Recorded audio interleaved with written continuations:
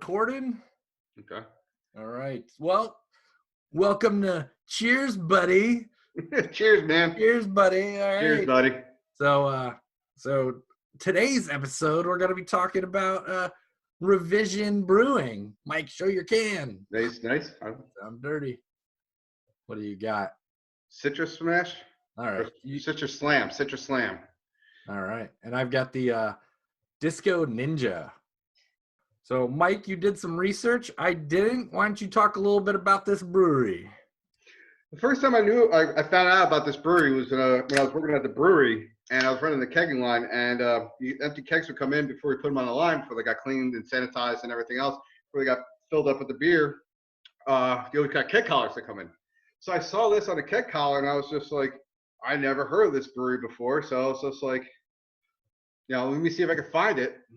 And months ago, and I wasn't able to find it until maybe about like a month and a half ago, I was able to find it down here. I had a good rating on Untapped, and I was just like, okay, this looks interesting.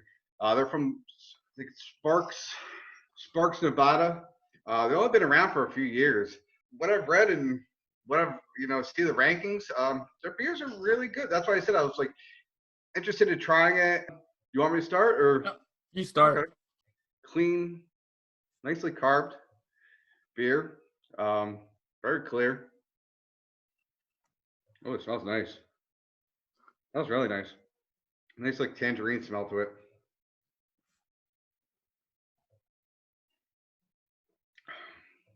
Ooh. It's good. It's refreshing. Nice, refreshing. Nice, like a little bit like a West Coast style IPA. I'm getting, but I'm getting like hints of tangerine and like a little bit of passion fruit.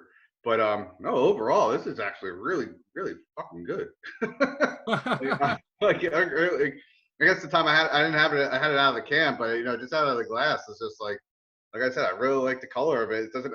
Not all beers have to be hazy. It's like make IPAs clear again. So, but no, this one's actually really fucking good. You need that T-shirt. Make IPAs clear again. I know. Yeah, this one. I forget the ABV on it.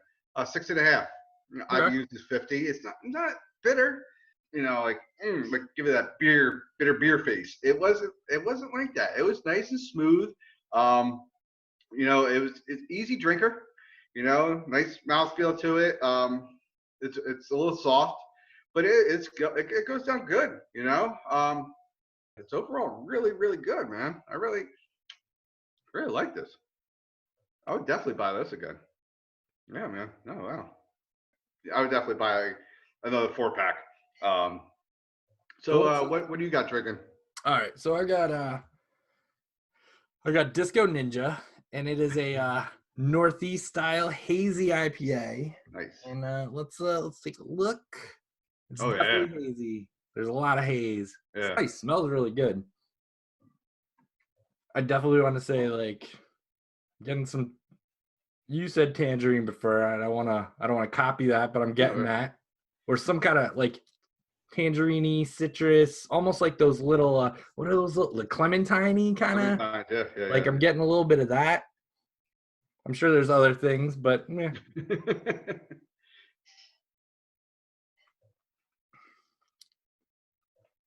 Interesting. It tastes a little different than it smells. Like the taste and the smell aren't. I wasn't expecting the taste I just got. Okay. It's a little. I don't want to say like the smell is like super aromatic, but the actual beer, because of the smell, I almost expected it to be sweeter, but it's not. Okay. It's got a little bit more of like it's definitely not bitter either. Like it's smooth. It's like really smooth, but it's not as it doesn't have that like what we were talking last week, the wrench. That had like a lot of citrus in the taste profile. This, even though it smells citrusy, I'm not getting that in the taste. Oh, you know what else is in here too? Besides that like tangerininess, like there's definitely like a grapefruit. Like there's like that's something that's a little bit more. It's now that I'm taking like a couple more sips, it's like that old fashioned like grapefruit for breakfast kind of thing. Like but it's like where I think grapefruit has that like acidic, like, you know, you're just like it has that like acidic bite. Like this Yeah. does not. This is like super like, And not too bitter. no, not too bitter at all. Like I'm really enjoying it. Yeah, but so funny that first, like the smell of it and the Oh yeah. taste of it, that right away was like, it's like, whoa, that should taste totally different. So Nice. yeah, no, this is super drinkable. So this is 7%, really drinkable. I Nice. know they're like 7%ers are coming in with like the, you know, Like I said, it's even too seeing what yours looks like and that haziness that I yeah. love. I'm definitely I'm gonna keep my eye out for that one too. So This has nice, like it's nice and pale, like a little pale, a little hazy. It's good. nice, nice, Yeah. So they're using Citra, Galaxy, Mosaic, Amarillo. nice. They got quite a bit in there. Oh, this Citra is and good. Mistake are one of my favorites, and I did use Galaxy and then a double IPA, and Galaxy it's starting to grow on me. Yeah. So and Amarillo is really good too. Yeah, no, that's like I said, I'm gonna see if I can find that one down here. Take a look for take a look for that one. Like I know last week we talked about the label art. Like I do like this label art. It's kind of like I guess for like anime, but it's also like kind of like if it's like Dragon Ball Z, if you think of that, because it's just like a smash with like a hop getting like sliced open. Yeah, man. It was pretty. It's like I said, I saw that. Like I saw it when I saw that label, I was just like, oh, that's pretty cool. You know, I was like, I never saw something like that before. That's one thing that caught my eye. Besides, you know, when I saw it at work, but when I saw the can, I was like, oh wow, that's pretty cool. That's like definitely something I would get eye catching. That I'd be like, okay, that caught my eye. I would definitely want to try that. Mine's Disco Ninja. Kind of Yeah. reminds me of a little what's that, Afro Samurai? Yeah, totally, which is awesome. Yeah, that was always a good show. Yeah, no, man. So this is I mean, all their labels online, they're just like, it looks like they're just having fun, you know? Oh, yeah. They're coming up with some fun things. They definitely have their style of label, you Mhm. know, which is cool. Yeah. Again, it comes down to that eye catchingness. When you see a giant shelf of beer, you know, you want it to pop. Yeah, definitely. I'm glad we got this, you know, like Mhm. that they're shipping it all the way over here. Oh yeah, exactly. Yeah, it might have been like I don't know where you got yours. I forget where I got mine. It might have been one of the places up the road that has like a lot of craft and specialty beers. I know certain ones the distributors like they get like certain things, but like, hey, we're gonna send like 3 cases over here, and that's all they get, you know. Where if you go to Canal, sometimes if you go to Canals and these Dogfish sends them, and it's like you get 20 plus cases, you know, or sometimes a half a pallet. So it's always good to find those little rare beers, especially the one place I go to, like the place you have the wall of beers and everything else, and you're like, oh, Mike, what should I pick? I'm like, I don't know, find the freshest.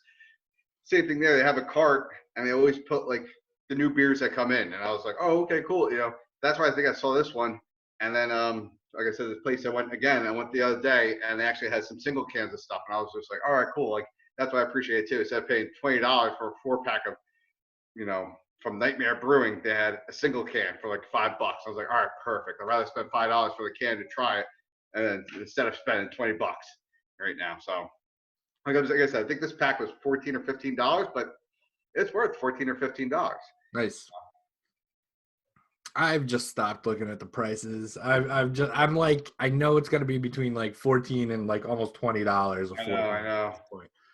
But you know what? I don't mind paying it because I'm an adult, and like you know, like I said in the last episode, I don't drink to just like get drunk. I want to drink and enjoy something, and like beer is now, it's an experience. It is It is. It you is. know, Yeah, I guess because I'm a little picky at times because, like I said, I got a real trained palate. So if I get something that's like oxidized or like diacetyl taste, and I paid like $17 for it, I get really mad. I'm just like, what the hell? I should pay $17 for this, where I could have bought something else for like $10 that I know is like a go-to beer. This was just like one of those one-offs. Like, oh, I saw this here, I'll buy it. Like I said, I'm extremely happy with this one because it doesn't have any of those off flavors taste. So it's just like, okay, I'm glad I got something good.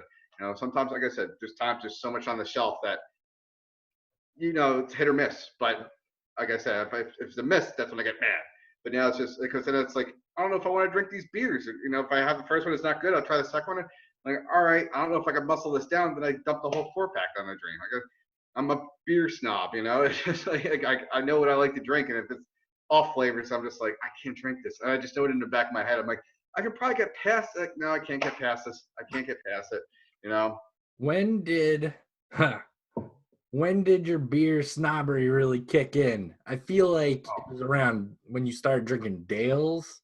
Yeah, that was like probably 10, 15 years ago. Yeah, it was You because know, I mean, up until then we were drinking everything else but like craft stuff. It was yeah. like, Even when I was wrenching, you know, we just, you know, like, well, I was wrenching and fixing the cars in the my own personal shop, my garage.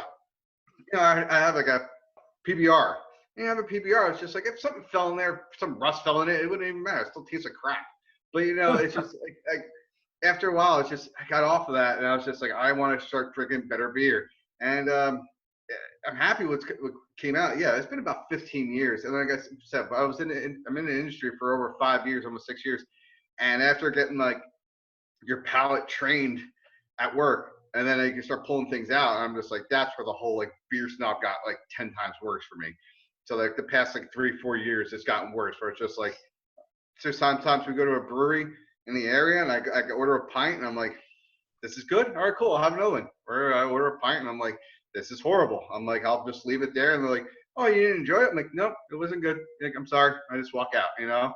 So it's like I said, there's just so much on the market, and there's so many breweries opening up that like I said, there's good and there's bad. But like I said, unfortunately, I'm that beer snob as also a professional brewer that I know what's good and I know what's bad. It's also my own taste because I can have another brewer try the same beer and he'll have something else. But you know, we all have a distinct palate to be like what we want to drink and what we know is good and what we know is bad. So you know, that's a good thing though, because you don't, you said you don't want to eat bad food, you don't want to drink bad beer. It's an experience. You want to have a good experience with this beer. Like I'm having a great experience with this one. Like I said, I really do like this guy. nice. Yeah, no, I'm enjoying it. I'm about to crack another one open. So, but yeah, these are Revision Brewing. Definitely check these out Yeah. for sure.